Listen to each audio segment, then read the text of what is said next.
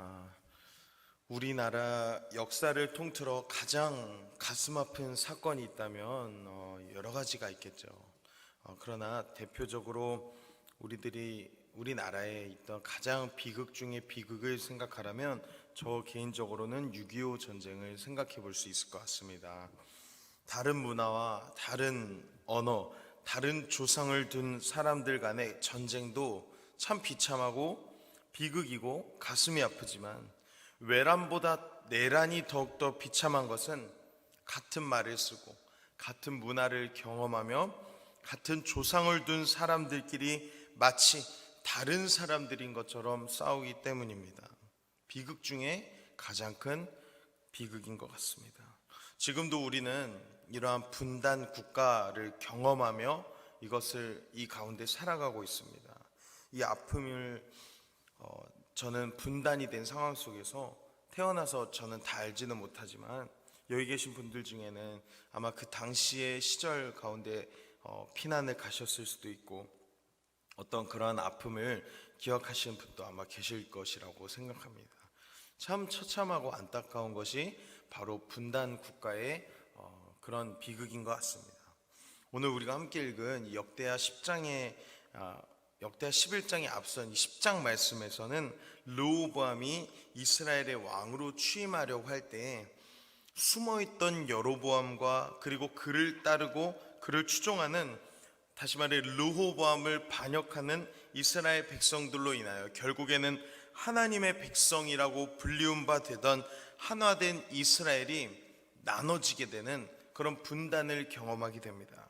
그리고 오늘 11장 말씀은 이러한 분단 국가의 아픔이 채 가시기도 전에 북이스라엘과 남유다 간의 신경전과 자칫 잘못하면 전쟁으로 이어지려 했던 그런 전쟁 발발의 상황을 기록하고 있습니다. 그런데 그때 한 인물이 등장합니다. 바로 오늘 우리가 함께 읽은 말씀에 2절에 보면 여호와의 말씀이 하나님의 사람 스마야에게 임하여 이르시되, 이렇게 나와 있습니다. 하나님의 사람 스마야 선지자가 등장합니다. 그리고 스마야 선지자를 통해서 하나님께서 말씀하십니다. 너희 형제와 싸우지 말고 각기 집으로 돌아가라.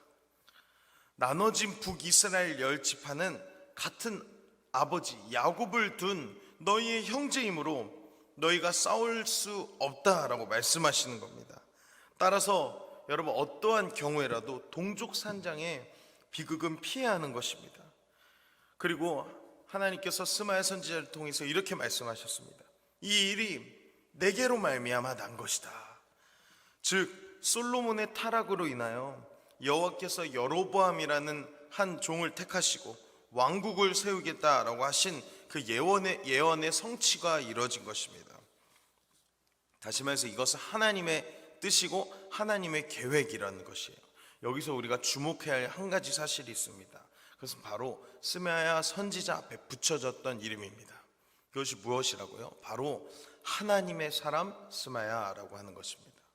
하나님의 말씀을 가지고 하나님께만 전적으로 속해져 있던 그 한 사람이 오늘 이 분단된 나라, 나눠진 나라와 나라 가운데 중재자로 서게 되는 그 역사의 기로에 서게 되는 것입니다.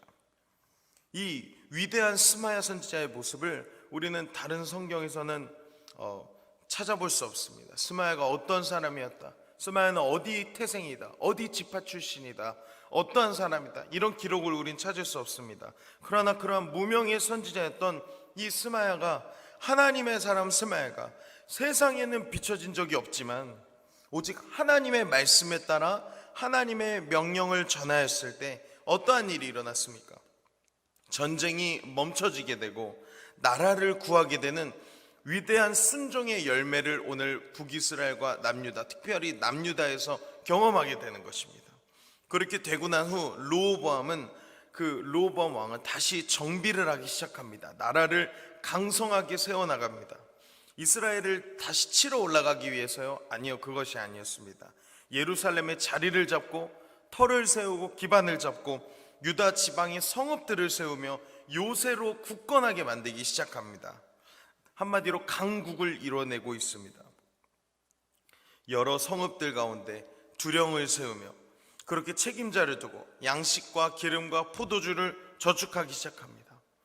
북이스라엘과 싸우는 것이 하나님의 뜻이 아니다라는 말씀을 들었을 때 르호보암은 원망을 하거나 절망을 하거나 어떤 자기에게 주어진 한계라고 생각하여 발진을 하거나 이런 것이 아니었습니다. 자기 자리로 돌아가서 하나님의 사람의 말씀에 순종을 하고 그렇게 돼서 나라를 세우기 시작합니다. 본분을 되찾은 겁니다.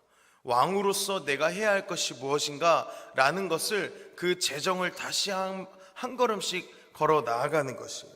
물론 그 다음 장 12장으로 넘어가면 바로 또 하나님 말씀에 불순종하여 넘어지게 되는 르호보암의 모습을 우리는 살펴볼 수 있지만 어쨌든 지금 이 11장까지에 있어서는 하나님의 음성을 듣고 순종하는 모습을 가졌다라고 하는 것입니다.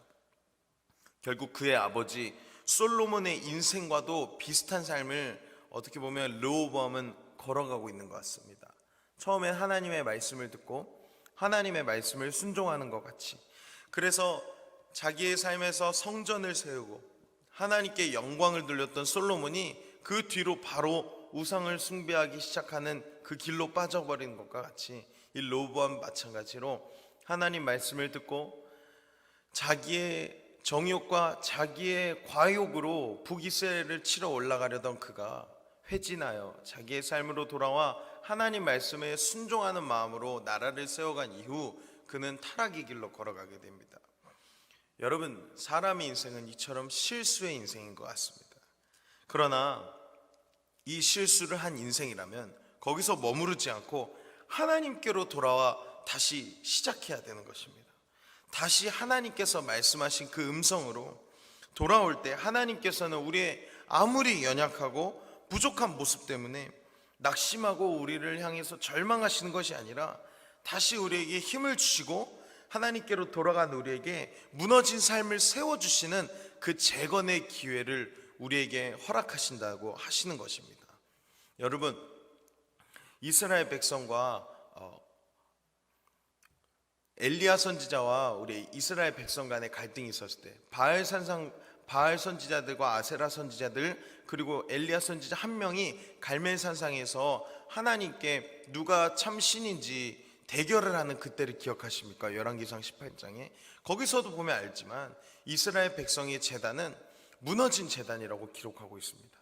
그러나 엘리야 선지자가 나아가서 다시 하나님께 나아가는 마음으로 수축을 하고 도랑에 물을 가득 붓고 하나님께 기도할 때 하늘에서 그 모든 도랑에 있는 물을 핥아버리는 성령의 불을 부어주시는 것입니다. 여러분, 하나님께로 나아가는 것이 중요한 것입니다. 우리가 하나님의 말씀을 들었다면 그리고 그 순종의 발걸음을 옮겨야 하는 것입니다. 제단을 향한 우리의 순종의 발걸음, 그 모든 것을 다시 한번 회복하고 다시 굳건하게 세우는 하나님 차원의 그 시선의 삶을 우리가 살아갈 때 놀랍게도 하나님께서는 우리의 삶에 기름을 부으시고 우리 안에 태워질 것이 있다면 성령의 불로 태워주시고 우리 삶을 아름답게 빚어가신다는 귀한 사실입니다. 여러분, 이 모든 것은 하나님의 사람 스마야의 그 한마디를 듣고 순종함으로 시작된 놀라운 역사인 것입니다. 하나님의 사람이라는 표현이 우리에게는 굉장히 대단하고 거대해 보이고, 이 말을 우리에게 예를 들어서 하나님의 사람 황원빈 그러면 굉장히 뭔가 부담스럽고 맞지 않는 옷을 입은 것과 같고, 여러분 그런 느낌 드시지 않습니까? 높은 차원인 것 같고, 그러나 이 멀고도 먼 이 하나님의 사람이라는 표현이 사실은 예수 그리스도의 사람들이라고 하는 그리스도인과 같은 뜻을 말하고 있습니다. 여러분, 우리는 하나님의 사람이라고는 말하기 참 힘들어하지만 그리스도인이다라고 하는 것은 정말로 쉽게 말하는 것 같습니다. 그렇죠? 여러분, 우리 모두가 다 하나님의 사람들인 줄로 믿습니다. 그리스도인으로 살아가지 않으십니까? 그렇다면 오늘 이 시대 가운데 이 나라와 나라 사이에서 한마디로 모든 나라의 전쟁을 받고 순종의 발걸음으로 인도했던 그 하나님의 사람들, 다시 말해 지금 이 시대에 우리 그리스도인들이 그 역할을 다시 한번 해야 할 줄로 믿습니다. 오늘 이 시대에 필요한 사람이 누구일까요? 대단한 재력가일까요? 뛰어난 CEO일까요? 어떠한 법조인일까요? 정치가일까요? 뛰어난 학자일까요? 그것이 아닙니다. 하나님의 말씀을 듣는 하나님의 사람, 하나님의 말씀을 듣고 하나님의 말씀을 전하는 그 스마야 같은 사람, 무명의 인상을 할지라도, 이 땅에서 우리가 유명하지 않다 할지라도 하나님의 사람으로 그 한 걸음 나아갈 때 그 한 걸음이 다른 누구에게는 인생을 다시 정비하여 하나님께로 삶을 바치게 되는 놀라운 은혜의 삶으로의 변화가 일어날 수 있다는 것입니다. 그러한 사람이 지금 필요한 것입니다. 가정을 변화시킬 수 있는 하나님의 사람, 나라를 변화시킬 수 있는 하나님의 사람이 필요한 것입니다. 여러분, 이 시간에 말씀을 마치겠습니다. 오늘 우리는 그 하나님의 사람, 진정한 그리스도인으로 다시금 나아가는 오늘 하루가 되기를 소망합니다.